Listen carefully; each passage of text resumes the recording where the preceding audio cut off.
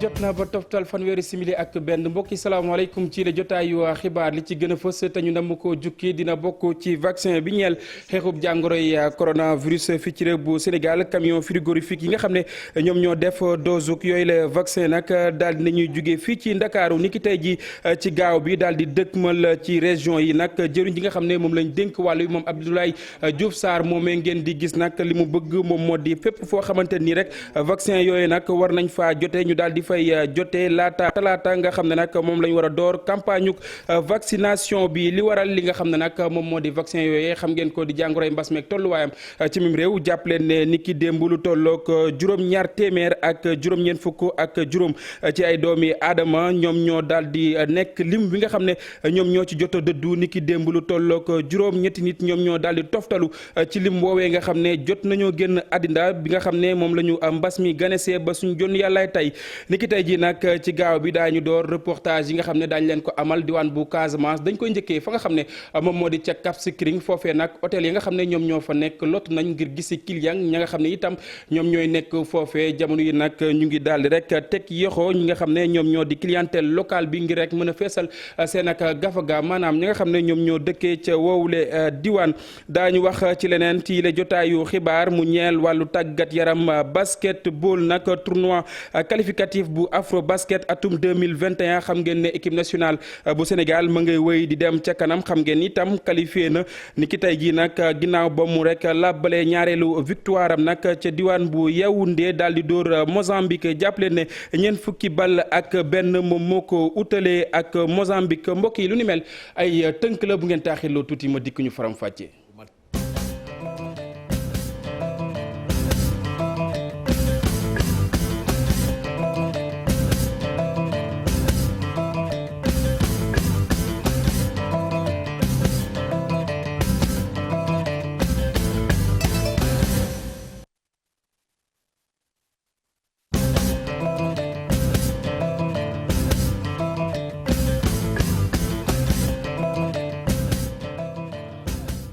jërë ngeen jëf mbokk yi ñu nuyuwaat leen ci gën gi nuyu xibaar yi nag doore kook état de catastrophe sanitaire yi nga xam ne daal nañ koy randal ba ñaar fukki fan nag ci weeru mars wi lee nga xam ne moom la ñu dëkkmal région bu Dakaru ak itam Thiès li ñu ci jublu moom moo di fexe kéem kattan nga xam ne rek jàngoroy mbas mi wala bokk lawteefuk virus bi mën a dakk fii ci réew mi lu ni mel nag ki nga xam ne di jëwriñ ji nga xam ne moom lañ dénk wàllu biir réew file ci Sénégal di Antoine Félix Diome di fàttali rek ne waxtu couvre-feu bi nag coppeekul 21h la jàpp 5h du matin dañuy teewlu ay kàdduk Antoine Félix Diome. dogal boobu nag mi ngi jëm ci fii ak ñaar fukki fan ak weeru mars li nga xamante ni ñi ngi ko doon def booba ak léegi diggante juróom-ñeenti waxtu ci guddi ba juróomi waxtu ci fajar lépp loo xamante ni day doon dem ak dikk dañ koy dogal dakkal ko ci wàllu Dakar ak Thiès mu ñu koy wax ci tubaab couvre-feu li nga xamante ni tamit mooy dajaloo bi moo xam dajaloo xew famille la moo xam dajaloo xew ñu jëm ci wàllu yeneen activité la loolu it nekk na loo xamante ni dañ koy wéyal di dakkal lépp loo xamante ni tamit ay nit bërëb la yuñ fa daan dajaloo jëm ci wàllu hôtel jëm ci wàllu restaurant jëm ci wàllu bar waaye li ci topp Sénégal gépp ñoo ko bokk muy port du masque ñu koy wax takk masque yi takk masque bi tamit jëm na ci boo nekkee ci biir bërëbu liggéeyukaay yi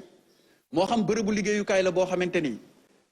ci administration bi la bokk waaye bërëbu liggéeyukaay yi nga xamante ni tamit nit ñi dañ fay faral di dajaloo mu nekk secteur privé ñi nga xamante ni ñoo yilif seen këru liggéeyukaay te ajuwul ci kaw nguur gi waaye tamit ci biir marché yi ak ci biir kaar yi ndax seetlu nañ ni bu ñu duggee ci transport en public yi ñenn ñi mën nañ koo takk ñenn ñi mën nañ koo bañ a takkee ni mu waree loolu it ñi ngi leen ci soññ di leen ko fàttali te di leen xamal ni tamit lu yoon daan la bu fekkente ni defee wuñ ko ne mu waree. mbokk yi vaccin bi ñeel jàngoroy coronavirus jàppale ne camion frigorifique yi nga xam ne nag ñoom ñoo def dose yooyu les vaccin daal nañuy jóge fii ci Ndakaaru ca ministère de la santé daal di dëkkmal yeneen i région nag jëwriñ ji nga xam ne moom lañ dénk wàllu wér-gu-yaram fii ci réew mi moom Abdoulaye Diouf Sarr li mu bëgg moom moo di dose vaccin yooyu nag fépp foo xamante ni war na faa yegg fii ci réew mi mu daal di fay yegg laata talaata nga xam ne rek si la ñuy door campagne vaccination bi lu ni mel ni ki tey suba la amoon ñu teewlu reportage bu Abdoulaye Diop ak Youssou Baro. 8 heures ci suba jot fii ci ministère de la santé benn camion frigorifique denc ci jumtukaay yu ñu war a ñàkkoo di jóge Dakar ngir séddale ko ci yeneen région yi ministre de la santé ànd ci ak ñu seen xam-xam màcc ci wàllu wi ak kii di njiitu pharmacie nationale d'approvisionnement ngir ñu tàmbali campagne distribution des vaccins. président daf ñu digal ñu gaaw commencer vaccination bi moo tax tey foo dem ci Sénégal rek gouverneurs yi médecins chefs de région yi ak médecins chefs de district yi pare nañ pour donc jot seen vaccin commencer liggéey bi moo tax tey ci suba ma ñëw fekkee lancement bi xamante ne moom mooy donc yóbbu vaccin yi au niveau de chaque région. comité national de suivi et de contrôle des opérations de vaccination nag moom mooy jiite campagne bi. waaye ci région bu nekk gouverneur ba ak médecin chef ya ñoo ko fay taxawu. région bu nekk nag gouverneur bi ak médecin chef de région bi ak district yi ñoom ñooy xool ñan nañuy jëkk vacciner ñooñu effectivement la ñuy vacciner ci région bu nekk bon nag bu mbir bi pare danañu mën a seetlu ne donc région bu nekk vacciner nañ fa ñëpp ñu fa war a vacciner parce que mbir mi urgence la d'abord mais ensuite suñu objectif mooy fexe ba fekk campagne bi di jeex Sénégalais yëpp ñu war a vacciner ñu vacciner leen. pharmacie nationale d'approvisionnement moom lañ jox pour mu séddale jumtukaay yi ñu war a ñàkkoo ci réew mi yëpp. ki jiite PNA sax di wax ni lépp mat na ngir mën a amal campagne bu jaar yoon. ñu conserver leen stocker leen dans les meilleures conditions dans des chambres froides positives ndax gis ngeen ko entre 2 et 8 degrés. dinañ ko tàmmali nag ci axe nord bi léegi def nag le tour du pays. ak vaccin yi dans les meilleures conditions encore je le dis ba nga xam ne fii léegi mercredi su soobee yàlla réew mi yëpp dinañu mën a jot région yëpp dinañu mën a jot seen vaccin.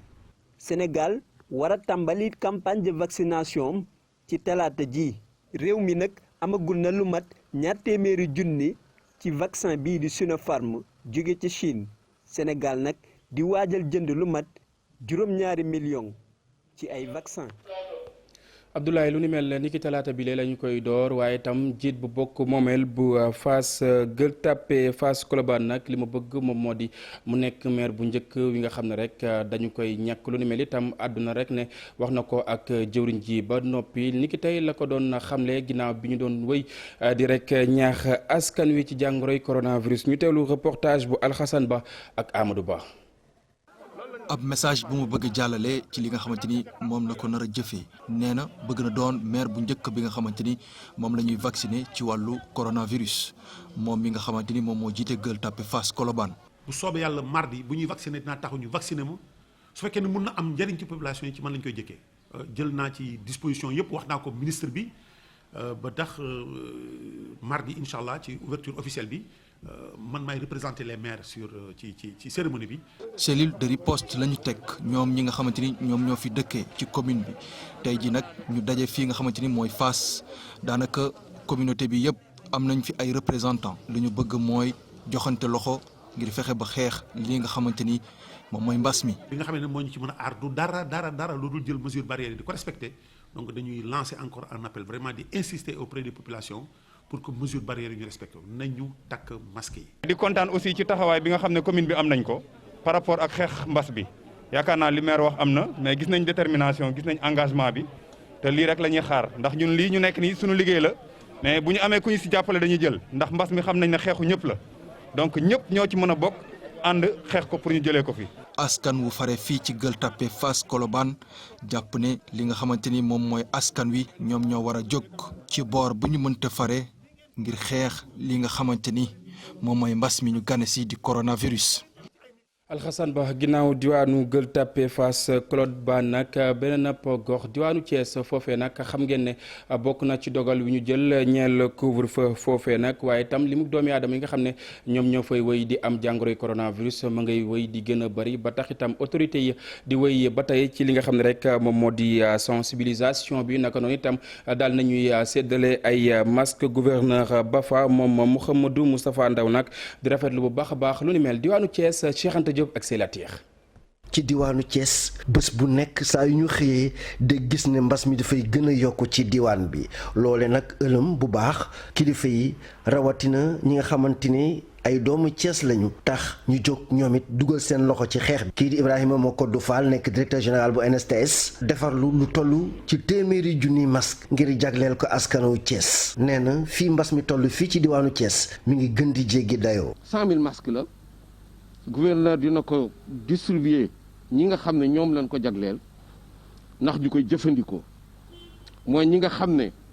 mënuñu toog ci kër yi il faut ñu dem soit école suñu force de sécurité yi nga xam ne ñi ngi ci taxaw dinu aar ñu boole ci ñuy jaay légumes yi jaay poisson yi jën yi ñooy ñëpp ñu bëgg leen jagleel ay masques pour protéger leen di sensibiliser population bi ñuy sol correctement masques yi ñuy respecter les gestes barrières état baa ngi def ay jéego gis ngeen vaccin yi egsi na loolu yëpp ci xeex bi la. gouverneur bu Thiès rafetlu lool jëf ji di sàkku nag ci waa doomu Thiès ñoom it ñu jóg def li ñu mel ñaax na askan wi ping yi ñu fas yéenee ping na ci ñëpp bokk. ñu dem vacciné wu te bàyyi wax yi ñuy wax je pense que su dul woon a vaccin fee jàngoro yu bëri duñu fi jógee donc nañu indi suñ xel ne dañ ko fi indi pour lii wala dañ ko fi indi pour lii mag ñi la ñu njëkk a ciblé surtout mag ñi xam ne dañu am jàngoro nañ ñëw ñu vacciné wu. gouverneur bu Thiès na jamono yi nag fii mbas mi toll ci diwaanu Thiès war naa tax ku nekk war na cee dugal loxoom ngir ñu mën a faagagal jàngoro ji di coronavirus. jàngoroy coronavirus di wéy di def njombe fii ci réew bu Sénégal ba tey mbokki jàppaleen ne bi mu ñu gënesee ba tey nag lu tolloog juróom-ñaar téeméer ak juróom-ñeent fukk ak juróom ci ay doomi aadama dal nañ ci génn àddina niki démb itam lu tolloog juróom-ñetti nit ñoom ñoo daal di toftalu ca woowule lim ñaar téeméer ak juróom fukk ak ñaar ci ay cas positif la ñu am niki démb ci ñaari junni ak juróomi téeméer ak juróom-ñetti fukk ak juróom benn ci ay test yoo xamante ni def nañu ko jàppaleen ba tey lu tolloog téeméer ak juróom benn fukk ak juróom ci ay cas communautaire la ñu am di ay doomi aadama yoo xamante ni am nañu mbas mi te xamuñu rek fan la ñu ko jëlee. mbas mi ci jàbba yi nag mu mel ni nag ña nga xam ne jiit bu bokk moomeel bu Parcelles Assainies daal nañ leen di jox nopp nag li ñu xamle moom moo di war nañ leen dugal bu baax a baax ci li nga xam ne moom moo di xeexub jàngoroy coronavirus ndax xam ngeen ne jàbba yi bés bu yàlla sàkk ay doomi aadama dañu fay nekk ba taxitam ñoom ci seen bopp wuyoon di jox ay masque ñi nga xam ne nag ay commerçant lañ dañuy teewlu Mamadou Gueye conseiller la ca diwaan bu Parcelles Assainies ki taataan ay kàddoom Alxasan Ba ak Amadou Ba. délégué wax na ko ci première vague bi am na taxawaay bu rëy buñ ci amoon mais tey dañu xool xam na ne marché yi aussi war nañ leen sécuriser parce que commerçant bu jóg rek di nga am plusieurs clients lu lay seet ci journée bi donc commerçant yi tey la ñu jógoon tey pour jàppale leen sécuriser leen parce que aussi propagation bi il faut ñu xool vraiment yi nga xam ne ñoo koy gën a yokk ñu jëm fa taxaw commerçant bu ne lu mu bon di nga am ñaar fukki clients wala lu ko ëpp ci bés bi donc bu la sécuriser rek dina mën a sécuriser lu bari daal ku nekk war nga jàpp ci xeex bi parce que ñi nga xam ne moom la gën a sonal muy suñu mag ñi ñun doon leen soxla parce que ñoom ñooy fondement wu nation bi donc nag xeex bi duñ continuer tant que mbas mi jógul aussi duñu continuer ci arrêter xeex bi dinañ ci nekk di gërëm vraiment marché parce que gis nañ fi aussi un comportement citoyen surtout avec les délégués. mbokk yi ku nekk xam na ne mbas mi am na ay njeexital bu baax a baax ci wàllu koom niki tey la ñuy door reportage yi nga xam ne daañ leen ko jagleel ca diwaan bu Casamance ñu njëkkee fa nga xam ne nag moom moo di ca Cap Skirring foofee nag hôtel yi nga xam ne ñoom ñoo fa nekk jamono yi nag lot nañ ngir gis si client ndax ku nekk xam na ne foofee nag daan nañu fa daje moo xam doomu réew bu Sénégal wala bokk ñuy jóge ca tuggal ñuy yëngu ci wàll wi nag jamono yi nag ñi nga xam ne foofu la ñu teg seen ak gët ngir bëgg rafal nga xam ne rek moom moo di seen ak gafaga bokk na ci clientèle locale ba maanaam ñu dëkkee ca wowule gox ca diwaan bu Casamance Chérif Diop ak Younous Diatta ñoo fa demoon télévision Futurs Médias ngir amal ab reportage. ay jaaykat yu weet jàkkaarloog tuuti touriste lii mooy xew ci plage yu Cap Skirring yi jamono yi waxtu yi nag Cap Skirring da daan fees lool ambiance bi du lu triste ci ñëpp. Cap Skirring bokk na ci station balnéaire yi gën a rafet ci Sénégal waaye Covid-19 bi laal na ko bu baax. dañ koy naqarlu ndax tourisme bi da doon doxal bu baax a baax koom bi wante fi mu toll daanaka dara amatul. moment bi moom moment bu gën a neex ci Cap Skirring ñëpp dañu doon jóge fu nekk ñëw Cap Skirring avion yi di wàcc fu nekk ku nekk da nga doon am loo sa taranga fii. yoon yi ngeen di gis dafa daan xumb lool ñëpp di ci gis seen bopp ci saison touristique bi waaye tey crise bi ñëpp a ko yëg rawatina ñi yor restaurant. fu mu nekk nii moom peut-être ay 20 couverts la ñuy am ay 20 couverts rek la ñuy am avant on peut avoir jusqu'à 60 60 nañu am des 60 ou plus mais fu mu nekk nii ak Covid bi moom mooy loolu quoi. fii bi crise bi tàmbalee jafe-jafe yi tax na ba ñu bari dañoo ñàkk seeni liggéey. damay toog ay 3 jours 4 jours balaa ma amaat client te client yooyu ñëw benn fan wala de ñaar fan rek la ñuy def rek ñibbi parce que dañuy ñëw juste pour week-end bi. doo am client bu ñëw pour vacances comme auparavant lu mu doon amee quoi man suma personnel franchement parler dama wàññi ñu bëri. il est temps que ça redémarre. pour tourisme doxaat nag yenn hôteliers yi ñoom clientèle locale bi la ñuy gën a soxla jamono yi ndax touristes étrangers yi dañoo raar. moi je mise surtout sur. askanu Sénégal ñoom lay miser d'abord rawatina nag waa Casamance ndax dañoo yaru dañoo baax itam. dire aux Sénégalais c'est que les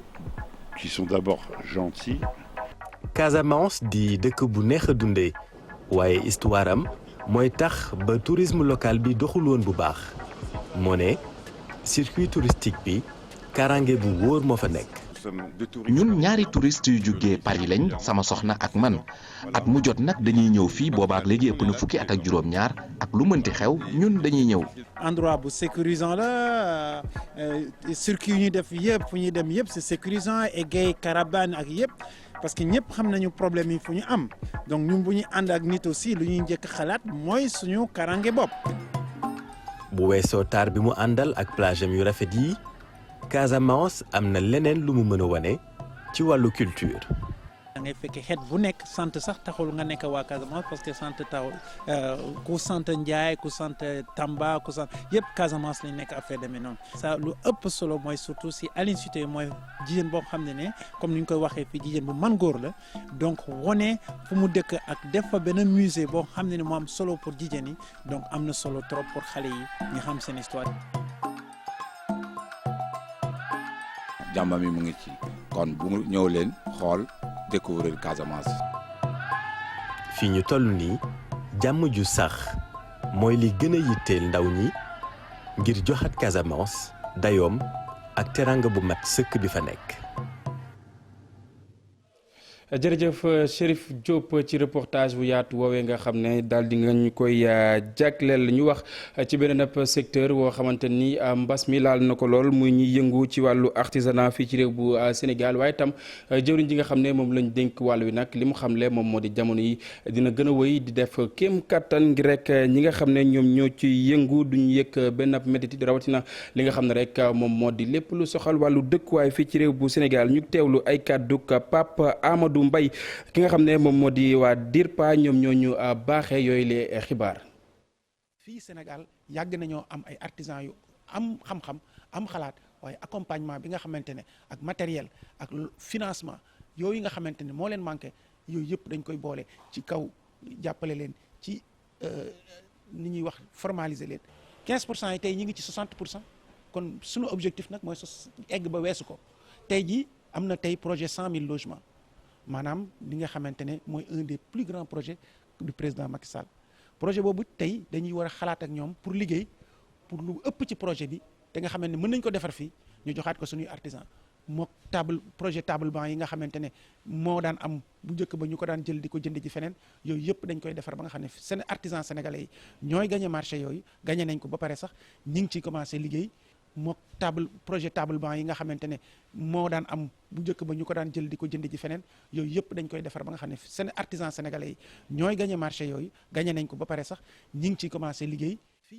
Pape Amadou Ndiaye mooy jëwriñ ji nga xam ne moom lañ dénk wàllu artisanat fii ci réew bu Sénégal. ñu àddu ci leneen mbokk yi mu soxal wàllu njàng mi ak njàngale bi nag ëpp nañ lu ëpp téeméer ci juróomi téeméer ci ay ndongo yoo xamante ni ñu nga fekk baax ca Fatick nag di jànge ca université Gaston Berger wa nekk ca diwaan bu Ndar jamono yi nag li ñuy ñaxtu moom moo di lépp lu soxal wàllu dëkkuwaay li ñu xamle moom moo di seen ay bourse la ñuy jël ngir rek daal di ci ut foo xamante ni fa la ñuy denc ci seeni ay nelaw te itam laataa ñu fa yegg faaw ñu dox lu tolloog ci fukk ak ñett ci ay kilomètres dañuy teewlu ki nga xam ne moom moo di Abdoulaye Diatta Faye moom mooy njiit la Ousseynou Diop ak Habib Seck ñoom ñoo taataan ay kàddoom. mais aussi di yëgal suñu waajur yi nga xamante ne nii ñu ngi biir Fatick di leen di yëgal ni que seen doom yi actuellement ñi nga xam ne ñu ngi fii nii te nekk ay soog a am seen baccalauréat ñu ngi fii mais ci ay circonstances yu métti déjà. li nga xamante ne nii ñoom lañ fi jot a dugal place bi ñu leen dugal c'est des places bu ñuy wax des places provisoires places yoo xamante ne nii seen anciens yi ñoom ñoo nekk en vacances te ñoom war nañu dellu si ci ay fan yu néew bu ñu dellu see ci ay fan yu néew bu ñu génnee du ñu xam fu ñu jëm donc il faut que ñu arrêter di envoyer seen doom yi tant que le président n'a pas réagi autorités yi nga xamante ne nii ñoom ñoo nekk Fatick ñoom ñu réagir parce que bu ñu réagirul ñooñu bu ñu ñëwee ñii si àll bi la ñuy nekk. voilà te loolu noonu gënalul kenn balaa loolu di am nag ñoom ñi nekk ci jafe-jafe te ñu nekk seeni doom nekk doomu ñëpp ñu am un président de la république mu dëkk suñu gox màggee fa yaroo fa jàngee fa président de la république jaar na ci université yi nekk Sénégal bu ñu wàccee ba dem gouvernance ba génn na le président jël toutes ses responsabilités parce que bu leen jaralee benn ñun danañ ñu jaral fukk. diwaanu Kaffrine mbokk yi foofee nag ñi nga xam ne dañuy am jafe-jafe ci wàllu gis nag jamono yi nag donte dañuy tàllal seen loxo duñu gis koo xamante ni rek mi ngi leen di sarax ba tax itam ñu am jafe-jafe ci wàllu dund gi ba tax ñuy sàkku ci nguur bu Sénégal mu daal di leen di gestu ñu teelu reportage bu Omar Ndiaye ak Boubacar Fall bopp ñu bëri ci ñuy dund ak way laago rawat na ci wàllu gët jafe-jafe la ñu am ngir am lu ñu yóbbu ci kër ga ci jamonoy mbas mile ndax li ñu bàyyi joxem loxo bokk na ci Talla Thiam mile jiite way laago yi ci département bu Kaffrine. fii boo déparé fii ba dëkk bi daj foofu dajeet benn wax bi la yaa jafe-jafe bi ñu am mosuñ ko am jafe-jafe bu toll nii jafe-jafe bi li ci ëpp mooy ñun si ay organisation ay xew ay siyaara ay yooyu lañ gënoon di amee ay programme pour ñu am fa ay ndimbal fekk ne daan nañ am téeméer ñaar fukk sax amatuñ ko. ñoom silmaxa yi nag li ñu seetlu jamono ji mbas mi dem na ba buñ leen di sarax ñu bëri dañ lañ koy sànni ndax moytu joxe loxo mi lu nu mel nag ñu am ci njàqare lool bokk na ci jukko siñaan nekk ki jiite way laago yi nekk ki jiite way laago yi ci wàllu jigéen ñi. am na ci ñu nga xamante ne nag gëm nañ yàlla suñ laay jox dikk teg ko ci sa loxo waaye am na ci ñu nga xamante ne suñ laay sarax fa ñuy dikk rek yorox ko ci sa loxo rek nga xam ne sarax la nga jël yow. ndeg mbas mi waaw ndax suñ ko mënoon duñ dem ci ñoom ne leen jox leen ñi ngir yàlla. amul ñàkk pexe mooy daaw moo dem buñ ko mënoon daaw ba ren dugguma war a tukki waaye nag mënu ma ñàkk génn ñëw marché bi ndax comme yoruma dara te maa ngi yore njaboot bu ñu amoon ndimbal danañ toog mën a toog si kër yi. naam ñu ne ñu ngi dégg ndimbali di pëlee fu ne waaye way laago yi nekk ci département bu Kaffrine rawatina silmaxa yi nee nañu ab dégg rek lañ ci am. waaye dégg nañ joxe ay milliards waaye ñun moom bokkuñ amuñ ci ndimbal dara amuñ. ñoom nag li ñuy sàkku jamono ji nguur gi bàyyi leen xel ndax li ñuy am akas néew ci askan wi lañ koy jëlee ci jamono ji mbas mi bëri na lool lu mu ci tënk. mbokk yi ñu jeexalee wàllu tàggat yaram basket mu mel ni nag tournoi qualificatif bu afro basket atum 2021 équipe nationale bu Sénégal mu ngay wëy di dem ca kanam ginnaaw bi tam bu mu ci toftalee ñaareelug ndam foofee nga xam ne moom moo di ca Yaoundé ginnaaw bi mu dóoree Mozambique li nga xam ne moom moo di score bi nag lii la juróom-ñett fukki bal ak ñeent ci ñeent fukki bal ak ñett mu nekk nag mbégteeg ki nga xam ne moom moo di Mamadou Gueye di sélectionneur bi ñu teewlu ay kàddoom. Là où on est le plus efficace, c'est tout simplement bien défendre, aller en transition, marquer des layups faciles, se mettre en confiance. fi ñu gën a mënee mooy défense bu dëgër après di dugal ay panier ci contre-attaque yu gaaw équipe bi nag dafa bari ay xale daanaka genn wàll gi bi mooy seen participation bu njëkk wala ñaareel bi ci équipe nationale. moo tax xarañteef bi ñuy wone des fois sax daf may bett mentalité ak professionnel bu mat sëkk lañ ci àndal